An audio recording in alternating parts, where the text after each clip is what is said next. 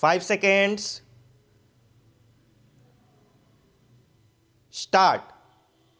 I am always glad to have an opportunity of meeting different sections of people. There is no doubt that the business community has played, is playing, and I hope will continue to play an important role.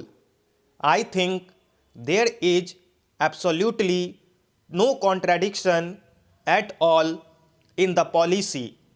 As you, Mr. President, have mentioned just now, we do think that the private sector has an important part to play, but we think that what goes by the name of pragmatism is precisely what you have condemned in the later part of your speech, that is, expediency on the part of the very small section of the people at the cost of the larger section of the people.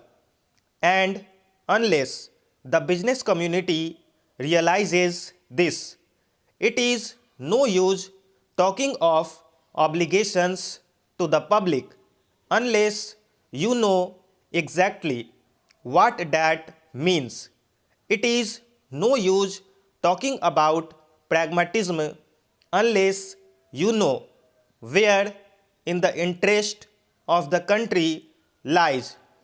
It is no use talking even about desirability of production unless we know production for what.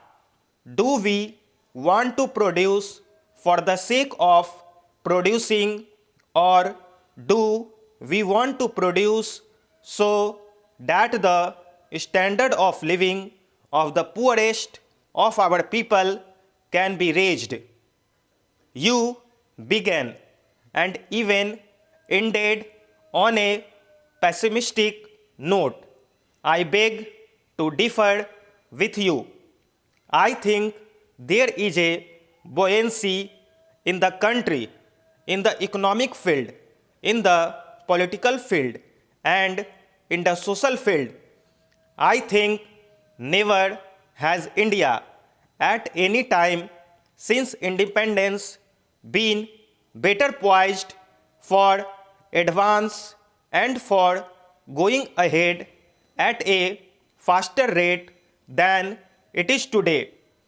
There are many difficulties in our way. May I ask you, are these labor problems, racial problems, the world?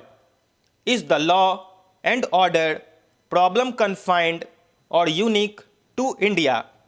Is it not forced by the United States of America or by any other country which you choose to pick out on the map of the world? Let us be realistic when we are facing these problems. The business community has first of all to learn not to run down the nation. You have condemned for running down the private sector. May I ask you to look at the speeches which have been delivered through the years and the number of speeches which I have sat through condemning the private sector. As you, Mr. President, have said in your address, there can be no economic progress in conditions of instability, uncertainty, and insecurity. Any attempt at bringing about a greater measure of economic equality will receive a setback in any such environment, and in all situations in which law and order breaks down, it is the poorer sections of the society who suffer most than the affluent section. But I would like to draw your attention to one thing.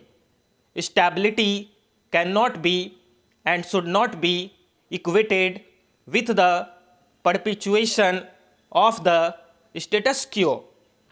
Stability cannot be brought about if the present inequalities are allowed to remain or to grow, and unless we take note of the aspirations of the people and engineer change peacefully, we shall be overtaken by events and by far greater violence than you have seen today.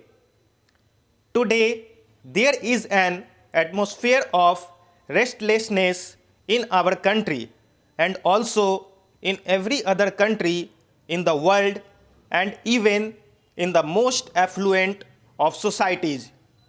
As you may have noticed in the media, and countries that are quite until recently considered to be heavens of peace and prosperity do not seem to be quite so now.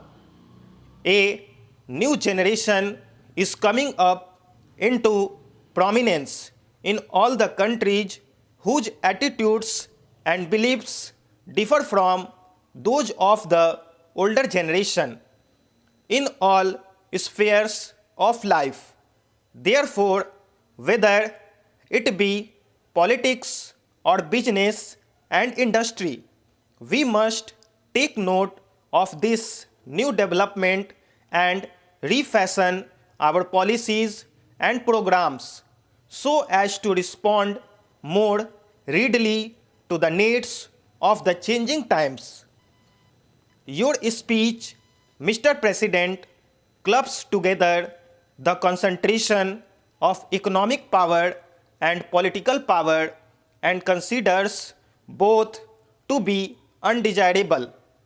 Now, there are adequate safeguards in our political setup against the concentration of political power. Our federal system, with its allocation of powers as between the center and the states, is by itself a corrective against any trend towards the concentration of political power.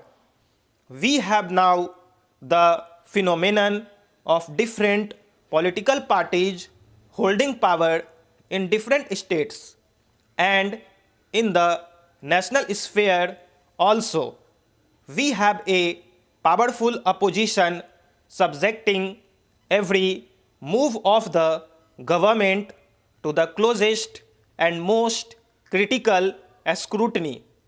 But businessmen should ask themselves frankly whether there are similar correctives against abuses flowing from the concentration of economic power. What action has been taken in our country to build up active organizations of shareholders, consumers, and small businessmen?